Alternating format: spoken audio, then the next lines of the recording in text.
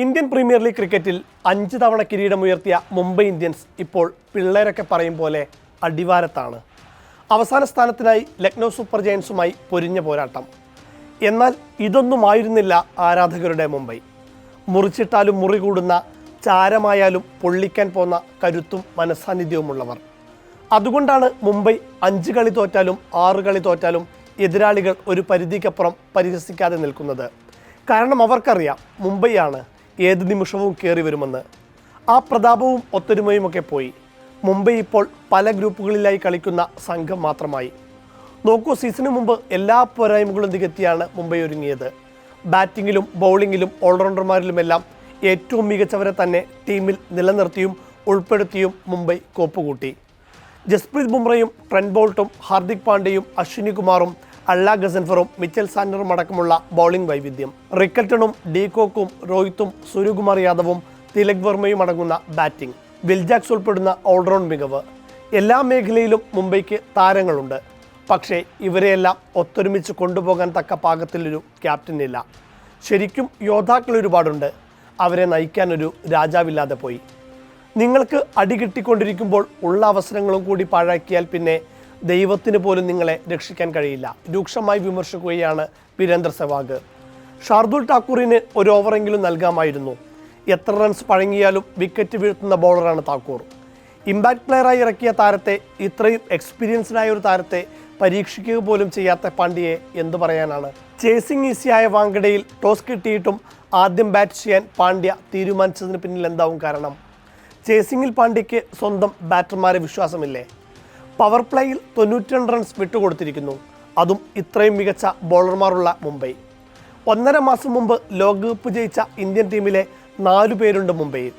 ലോകകപ്പ് ഉയർത്തിയ ക്യാപ്റ്റൻ ഉൾപ്പെടെ ലോകകപ്പ് ഫൈനലിലെ താരമായ ബുംറ ഉൾപ്പെടെ. എന്നിട്ടും 244 റൺസ് പ്രതിരോധിക്കാൻ മുംബൈക്ക് കഴിയുന്നില്ല. അതിനു പുറമെ ക്യാച്ചുകൾ കൈവിട്ടതും നിർണായകമായ വിക്കറ്റിനായി അപ്പീൽ ചെയ്യാതിരുന്നതുമെല്ലാം ആരാധകരെയും മുൻ താരങ്ങളെയുമെല്ലാം ചൊടിപ്പിക്കുന്നുണ്ട്. ട്രാവിസറ്റിന്റെ ബാറ്റിൽ പന്ത് തട്ടിയിട്ടും മുംബൈ താരങ്ങൾ അപ്പീൽ ചെയ്തിരുന്നില്ല. കളിക്കാരെല്ലാം ആ സമയത്ത് ഗ്രൗണ്ടിൽ ഉറങ്ങുകയായിരുന്നോ എന്നാണ് അശ്വിൻ ചോദിച്ചത്. മത്സരത്തിലെ നിർണായക നിമിഷമായിരുന്നു അത്. ആ വിക്കറ്റിൽ നിന്ന് രക്ഷപ്പെട്ട ഹെഡ് 30 പന്തിൽ 76 റൺസ് എടുത്ത് സൺറൈസേഴ്സിന് മികച്ച തുടക്കം നൽകി. മുംബൈ ക്യാമ്പിൽ അസ്വസ്ഥത കാര്യമായി തന്നെ പടരുന്നത് നമുക്കറിയാം. ടീമിലെ അന്തരീക്ഷം വഷളാണ്. താരങ്ങളെ ഒന്നിച്ചു കൊണ്ടുപോകാൻ ഹാർദിക്കിനാവുന്നില്ല. പോരാത്തതിന് ടീമിൻ്റെ പ്രകടനം ഏറ്റവും മോശവും.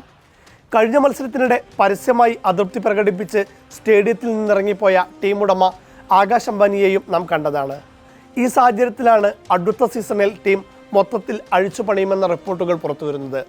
അതിലേറ്റവും പ്രധാനം ഹാർദിക് പാണ്ഡ്യയെ ക്യാപ്റ്റൻ സ്ഥാനത്ത് നിന്ന് നീക്കുമെന്നത് തന്നെയാണ്. മുംബൈ വളർത്തിക്കൊണ്ടുവന്ന സൺറൈസേഴ്സ് ഹൈദരാബാദിൻ്റെ താൽക്കാലിക ക്യാപ്റ്റനായ ഇഷാൻ കിഷനെ തിരിച്ചുകൊണ്ടുവരുമെന്ന റിപ്പോർട്ടുകൾ സജീവമാണ്. രോഹിത്തിനെ മാറ്റി പാണ്ഡ്യയെ ക്യാപ്റ്റനാക്കിയത് മുതൽ താരങ്ങൾക്കിടയിൽ അതൃപ്തി പ്രകടമാണ്. ഇപ്പോഴിതാ ആരാധകരും വലിയ രീതിയിൽ കൈവിട്ടുകൊണ്ടിരിക്കുന്നു. ഈ സാഹചര്യം കൂടുതൽ മോശമാകാതിരിക്കാനാണ് മുംബൈയുടെ മുൻ താരം കൂടിയായ ഇഷാൻ കിഷനെ നോട്ടമിടാൻ കാരണം. ഇഷാൻ മികച്ച ഫോമിലാണ്. പ്രായവും അനുകൂല ഘടകമാണ്. താൽക്കാലിക ക്യാപ്റ്റനായി സൺറൈസേഴ്സ് ഹൈദരാബാദിനെ മികച്ച രീതിയിൽ നയിച്ചു. സ്ഥിരം ക്യാപ്റ്റനായി ജാർഖണ്ഡിന് സയ്യിദ് മുഷ്താഖ് അലി ട്രോഫി നേടിക്കൊടുത്തു. കാര്യങ്ങളെല്ലാം ഇഷാൻ കിഷന് അനുകൂലമാണ്. ടോപ്പ് ഫ്രാഞ്ചൈസിയുടെ നായകനാകാൻ ഇഷാനും സന്നദ്ധനാകുമെന്നുറപ്പ്. സ്വിച്ചിട്ട പോലെയുള്ള ബുംറയുടെ ഈ ഫോം ഔട്ടിലും ടീം ക്യാമ്പിലെ അസ്വസ്ഥതകൾക്ക് വലിയ പങ്കുണ്ടെന്ന് നിരീക്ഷിക്കുന്നവരും ഏറെയാണ്. ലോകകപ്പ് ഫൈനലിൽ 4 വിക്കറ്റ് എടുത്ത് പ്ലെയർ ഓഫ് ദ മാച്ചായ ബുംറയാണ് ഈ വിധം IPL നിരാശപ്പെടുത്തുന്നത്. ഇതുവരെ 8 മത്സരങ്ങളിൽ നിന്ന് 30 ഓവർ ബുംറ എറിഞ്ഞിട്ടുണ്ട്. ആകെ കിട്ടിയത് 2 വിക്കറ്റ് മാത്രം. പരിചയസമ്പന്നനായ താരങ്ങൾ മാത്രമല്ല, യങ് ബ്ലഡ്സായ വൈഭവ് സൂര്യവംശിയും പ്രഭ്സിമ്രാനും അടക്കമുള്ള താരങ്ങൾ എടുത്തിട്ടലക്കുകയാണ് ബുംറയെ. പതിവില്ലാതെ സ്ലോ ബോളുകൾ ട്രൈ ചെയ്യുന്നതാണ് ബുംറയ്ക്ക് വിനയാകുന്നത്. സൂര്യകുമാർ യാദവ് കളിക്കുന്നത് എന്തിനായെന്ന് പുള്ളിക്ക് പോലും അറിയില്ല. പോയ സീസണിൽ മുംബൈയെ പിടിച്ചു നിർത്തിയിരുന്ന സൂര്യയുടെ നിഴൽ മാത്രമേ ഇപ്പോഴുള്ളൂ. ദേശീയ ടീമിലും ലോകകപ്പ് നേടിക്കൊടുത്തതുകൊണ്ട് മാത്രം പിടിച്ചു നിൽക്കുന്നു. വ്യക്തിപരമായി അവിടെയും സൂര്യയുടെ പെർഫോമൻസ് മോശമായിരുന്നു. നിലവിൽ സൂര്യ ഔട്ട് ഓഫ് ഫോമും ഔട്ട് ഓഫ് റൺസുമാണ്. മുംബൈയെ സംബന്ധിച്ച് ഇനി ഈ സീസൺ മറക്കാം. 8 മത്സരങ്ങളിൽ നിന്ന് 2 ജയം ഉൾപ്പെടെ 4 പോയിന്റുമായി 9ാം സ്ഥാനത്താണവർ. ശേഷിക്കുന്ന 6 മത്സരം ജയിച്ചാലും ആകെ 16 പോയിന്റുമായി പ്ലേ ഓഫ് സ്പോട്ടിൽ കാൽക്കുലേറ്ററുമായി കാത്തിരിക്കേണ്ടി വരും. നിലവിൽ 4ാമതുള്ള ടീമിന് 2 ജയം മതി എന്നിരിക്കെ മുംബൈക്ക് ഈ സീസൺ പരീക്ഷണ കാലമായിരുന്നുവെന്നോർത്ത് ആരാധകർക്ക് നെടുവീർപ്പിടാം. അഴിച്ചുപണിയുമായി അടുത്ത സീസണിനായി കാത്തിരിക്കാം. വൈഭവ് സൂര്യവംശിയുമായി ചർച്ച നടത്തിക്കഴിഞ്ഞുവെന്ന് റിപ്പോർട്ടുകളുണ്ട്.